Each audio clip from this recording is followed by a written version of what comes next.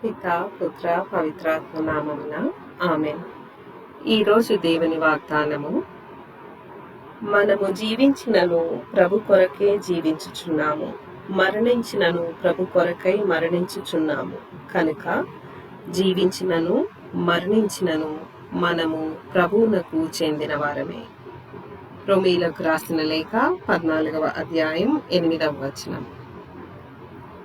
క్రీస్తు ప్రభునందు మన విశ్వాసాన్ని ప్రకటిద్దాం. యేసువా, మీ మరణమును ప్రకటించదము, మీ ఉత్థానమును చాటుదము, మీరు మరలా వచ్చు వరకు వేచియుందుము. త్రిత్వైక సర్వేశ్వరుడు మనకు చేసిన సకల మేలులకు గాను వారికి వందనములు సమర్పించుకుందాం. తండ్రి దేవా, మీకే స్తుతి ఘన మహిమ. యేసుదేవా, మీకే స్తుతి ఘన మహిమ. ఆత్మదేవా, మీకే స్తుతి ఘన మహిమ. త్రియేక దేవ, మీకే స్తుతి ఘన మహిమ. ఈరోజు దేవుని వాక్యాన్ని చదువుకుందాం. యోహాను సువార్త 21వ అధ్యాయం వచనములు 1 నుండి 14 వరకు. పిమ్మట యేసు తిబేరియా సరస్సు తీరమున శిష్యులకు మరలా దర్శనమిచ్చెను. ఆయన దర్శనమిచ్చిన విధానమేమనగా, సీమోను పేతురు, దిదీము అనబడు తోమా, గలిలియాలోని కానా నివాసియగు నతానియేలు, జబదాయి కుమారులు మరి 2 శిష్యులు ఒకచోట ఉండెరి.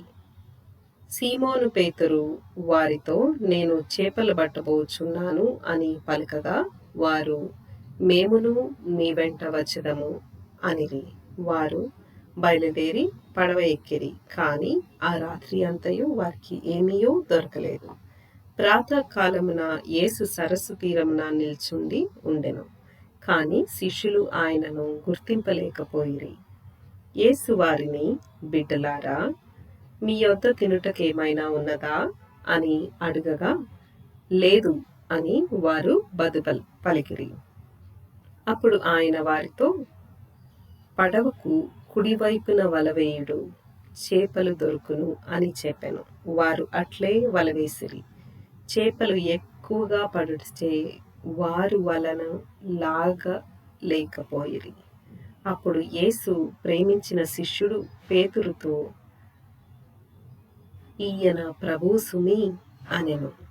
ఆయన ప్రభువు అని వినిన వెంటనే వస్త్రహీనుడై ఉన్న సీమోను పై వస్త్రమును చుట్టుకొని సముద్రంలో దూకెను. తక్కిన శిష్యులు చేపలతో నిండి ఉన్న వలను లాగుచు పడవలో ఒడ్డునకు వచ్చిరి. వారు తీరమునకు ఎక్కువ దూరమున లేరు, 100 గజముల దూరము మాత్రమే ఉండిరి. వారు ఒడ్డునకు వచ్చినప్పుడు అచ్చట బొగ్గుల మంటను, దానిపై ఉన్న చేపను, రొట్టెను చూచిరి. యేసు వారితో, మీరు ఇప్పుడు పట్టిన చేపలు కొని తీసుకొని రండు అనెను. సీమోను పేతురు పడవను ఎక్కి 183 పెద్ద పెద్ద చేపలతో నిండిన వలను ఒడ్డునకు లాగెను.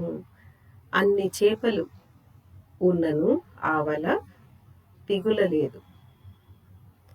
వచ్చి భుజింపుడు అని యేసు వారిని పిలిచెను. ఆయన ప్రభువు అని వారు ఎరుగుదురు కనుక శిష్యులలో ఎవడును, నీవెవడవు అని ఆయనను అడుగ సాహసింపలేదు. యేసు వచ్చి రొట్టెను తీసుకొని వారికి పంచి పెట్టెను. అట్లే చేపను కూడా వారికి పంచి ఇచ్చెను. మృతులలో నుండి లేపబడిన పిమ్మట యేసు శిష్యులకు దర్శనమిచ్చుట ఇదే 3వ పర్యాయము. ఇది క్రీస్తు సువిశేషము. క్రీస్తువా, మీకు స్తుతి కలుగునుగాక.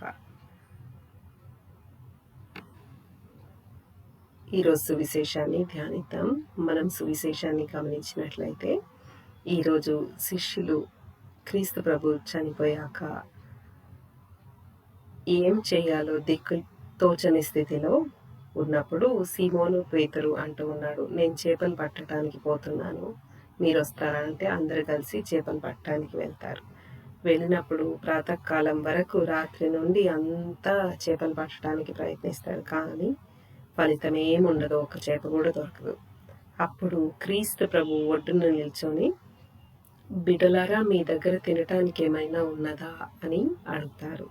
వాళ్ళు లేదని చెప్తారు. చెప్పగానే ప్రభు అంటారు,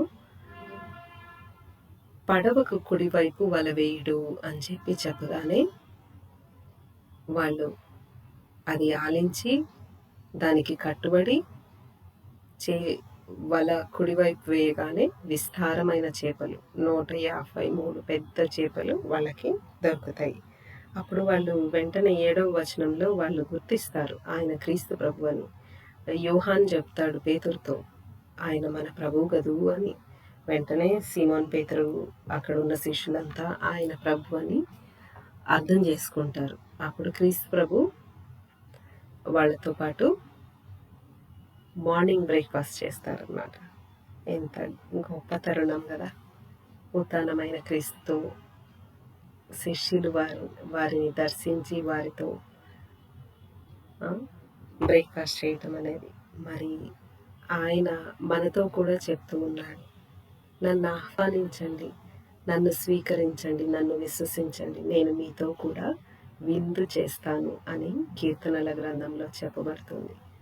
సో మనం కూడా ఆయన యందు విశ్వాసం ఉంచి ఆయన చెప్పిన ప్రకారం నడుచుకుంటే ఆయన మనతో పాటు కూడా ఉంటారు, నడుస్తారు. ఆ ప్రభుని విశ్వసిద్దాం. మరి ప్రార్థించుదాము. ఓ క్రీస్తు ప్రభువా, ఎలాగైతే మీరు శిష్యుల రాత్రంతా శ్రమపడి శిష్యులు ఎంత కష్టపడినా వాళ్లకు ఏ ఫలితం లేకుండా ఉందో, మీరు ఒక్క మాట పలికిన వెంటనే ప్రభువా విస్తారమైన చేపలు వాళ్ళకి వలలో పడినాయి ప్రభువా. అదేవిధంగా ప్రభువా మేము కూడా మిమ్మల్ని ప్రార్థిస్తున్నాం ప్రభువా ఈ పాట రూపంలో. రాత్రంతయు శ్రమ పడినా రాలేదు ప్రభువు జయము, రహదారులు వెతకినను రాధాయను ప్రతిఫలము. నడిపించు నావా నడి సంద్రమున దేవా. ఓ ప్రభువా, మా నావను, మా జీవితం అనే నావను మీరే నడపండి ప్రభువా. చుక్కాణి లేకుండా తిరుగాడుతున్న మమ్మల్ని ప్రభువా మీరే దరికి చేర్చండి ప్రభువా. అవసరంలో ఉన్న మా అక్కరను తీర్చండి ప్రభువా. వేదనలో ఉన్న మాకు స్వాంతనం దయచేయం ప్రభువా. మీ శాంతిని, మీ సమాధానాన్ని, మీ నెమ్మదిని మా హృదయాల్లో, మా జీవితాల్లో, మా గృహాలలో నింపండి ప్రభువా. మా ఈ ప్రార్థన యేసు సుందర నామమున అడిగి వేడుకొంచున్నాము తండ్రి. ఆమేన్.